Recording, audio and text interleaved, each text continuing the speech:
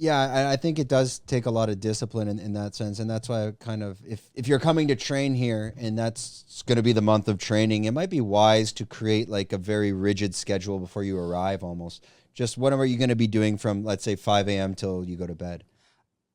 I don't say create a rigid schedule because you want to have some Flexibility. some flexibility, some nebulous time out here to just enjoy Phuket. What I would suggest is be like, okay, where are my goals right now? What do I need to improve on? Yeah, am I just coming to train to say I trained in Thailand? Okay, fair enough. Go to one class a day. That's your deal. That's your deal. If you're out here to improve your Muay Thai, let's say you're a fighter. I need Muay Thai. My suggestion: go to a place like Sinbi. Get a spot at the gym where you don't have any excuses. You get up in the morning, you walk to the gym, you walk home, train first thing in the morning.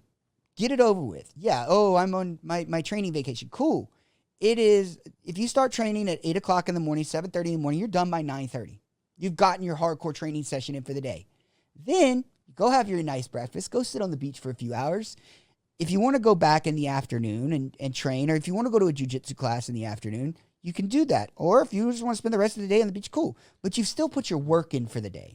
And that is the key, is just make sure you're putting your work in where you're comfortable with it and you have have your goals being met.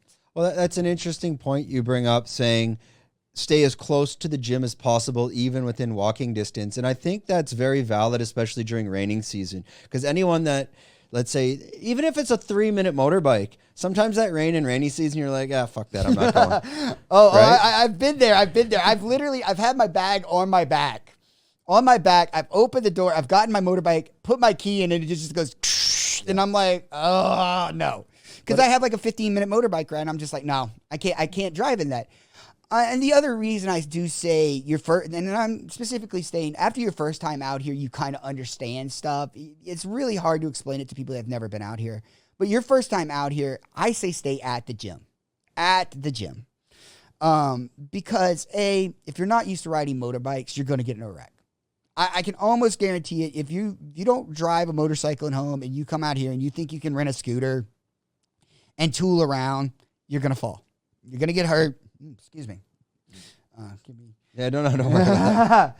Can we cut that one? Okay, back up.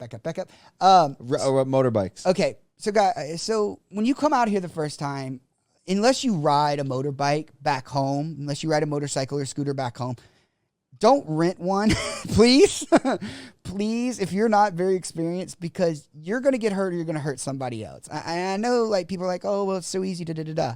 Yes, but you're out here for a reason, and you don't want to spend a week because you fell off your motorbike and you've got road rash. Well, it's a bit different. I think if you're in the Bangtao Surin area and you got this back road, you're much safer than, because those places like, let's say, Tiger and Chalong, and if you're 100%. If you're staying at the Surin, Tiger, Bangtao. if you're staying at Tiger and you want to go to Nai Harn, that's a first time drive. That's a scary drive.